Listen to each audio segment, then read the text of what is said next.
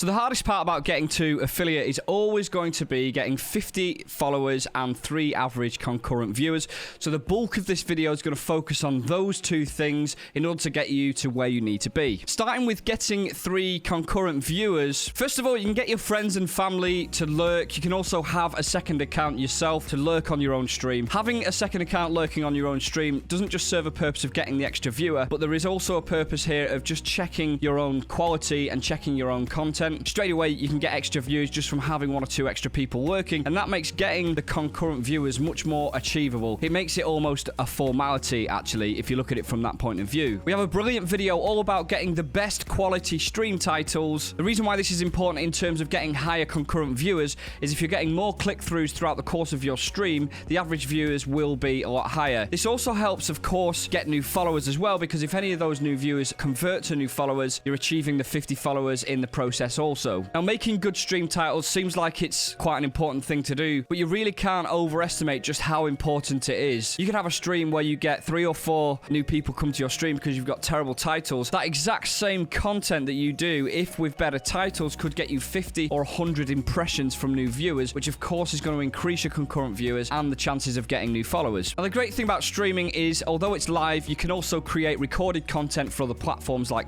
Instagram, and of course YouTube. So if you can find some time to try and make that content permanent by adding it to other platforms like TikTok, like Instagram, that's going to help you get a higher concurrent viewership on the fly, and it'll also help you get more followers also, because you're essentially drawing in different viewers from different sides of the internet, and we all know that certainly on Twitch the discoverability is renowned for not being particularly great. It's worthwhile in the early days setting a schedule so that the people that do become regular viewers are more likely to tune in, and try your very best to stick to that schedule. That means when you go live from an earlier point in your stream, you're more likely to have viewers throughout the course of it. Another good way of getting extra concurrent viewers is to run events. People are more likely to stick with the stream for longer if there's some sort of event happening. For example, obviously you've got seasonal events like Halloween, Christmas, and so on, but you could also try doing one-off events like your birthday. You could do a 24-hour stream or a 12-hour stream. You can run charity streams, and you can even run like challenge streams as well, like perhaps you've just got a new game, you want to run a challenge for that particular game. These are great way to just change up your content, keep it a little bit more fresh, keep people engaged for a longer period of time. Also, unless you're a specialist in one specific category, which may well be your strategy, and of course that's a legitimate strategy to take with streaming, try streaming into different gaming categories, particularly those that have got like 1,000 to 5,000 viewers within that gaming category. Categories at that size tend to be big enough that there's enough viewers that you can get some of those viewers with overspill, but not so big that you're just lost in the ether and people have got no chance of finding you. So less saturated games are definitely a way to scoop up new viewers and get yourself in front of new viewers, which of course is going to increase your likelihood of getting concurrent viewers and new followers. Next, I'm going to talk a little bit about networking. Now,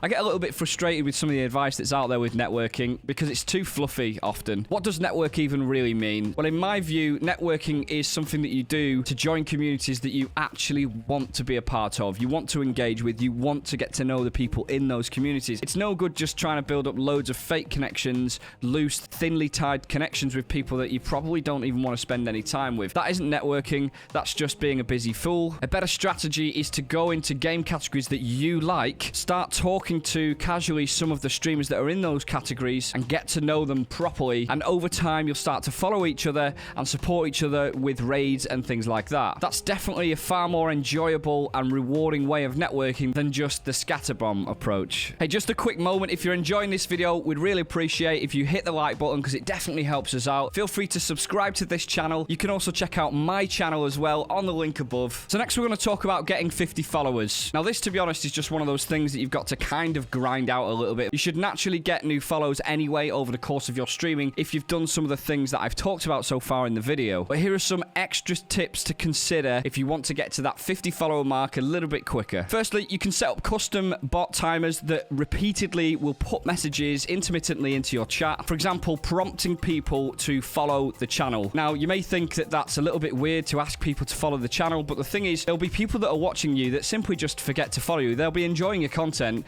but sometimes having that prompt there just prompts them to actually, oh wait, I need to follow this guy so that I can make sure that I can tune into him again in the future. Oftentimes what will happen is viewers won't get to know you that well on the first visit, so it's really important that they follow you and that they might get to know you over the course of 3 or 4 streams, then and they become a little bit more of a loyal viewer. That's going to help you obviously get higher concurrent viewership, but prompting them to follow really is the first step of that. So this next one's very similar to the timers in chat. You can set up different lower thirds or promotional banners that appear on your stream and basically prompt people to follow as well. So it's a little bit more of a visual indicator for someone that might not be paying attention to chat. There are different ways you can do this. You could do it manually with a Stream Deck pop-up. You could do it even just clicking on a source within OBS Studio, Streamlabs OBS. But there are also different plugins available. For example, Source Switcher plugin for OBS Studio, which can have like repeating banners that appear every now and then. Another great tip for getting 50 followers on Twitch and getting closer to affiliate status is setting up a follower goal. Dead simple. I want to be affiliate 50 followers. Simply having that displayed on your stream will definitely encourage new viewers to follow you, because they know that it's not just about following you for your content, that they're actually helping you out from a commercial point of view to get towards the affiliate status. It's really dead easy to set up follower goals, and there's loads of different ways that you can set these up as well. In fact, Twitch has recently launched the /goal command, so you can even do this from your chat and then add it as a browser source retrospectively into your broadcasting software. Another great tip, and it's a simple one, is set up stream alerts. If people see that their name is going to be displayed on stream on the follower alert, that's going to encourage them a little bit more to actually follow. And there's another psychological effect here. If somebody else actually follows and their name pops up, what will happen often is other people will see someone else's name pop up